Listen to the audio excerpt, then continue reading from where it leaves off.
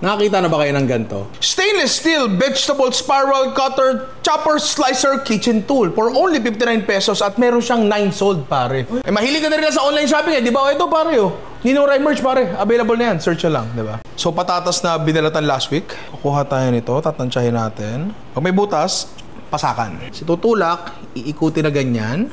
Mahirap, sir. Sakto lang. Mas mahirap pa rin pinagdaanan ko dati.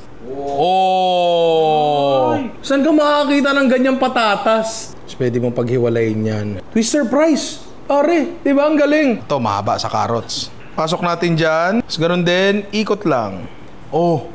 Pre, hindi ka makakita ng ganyang klaseng ano. Teka nga, may naisip ako. Tapos, kaya ba to? Ikot lang din, ikot lang yan.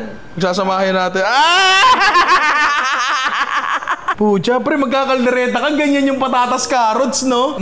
Kunyari, ikaw, culinary student ka, nag-serve ka ng ganyan sa prop mo, mababaliw yun. Pwede sa mga batang ayaw kumain ng gulay, di ba? Meron tayo ditong no pipi? Yes, pipi! Okay. Ay, puro buto lang yung makukuha. Wala nakuha. Makakagawa ka ng gantong hiwa for 59 pesos, tapos stainless naman yan, di naman makakakalawangan yan, di ba? Kung gusto nyo yung gantong hiwa, pwede naman sa 59 pesos, bili kayo niyan. Medyo maraming trimmings, gagawin mo dyan. Pwede mo naman isama sa ibang ulam yan, pero medyo sayang pa rin. Pero at least magagawa mo yung gantong bagay, di ba? Tingnan mo yan, no? Ang cool niyan, pare, di ba? Try nyo kung gusto nyo.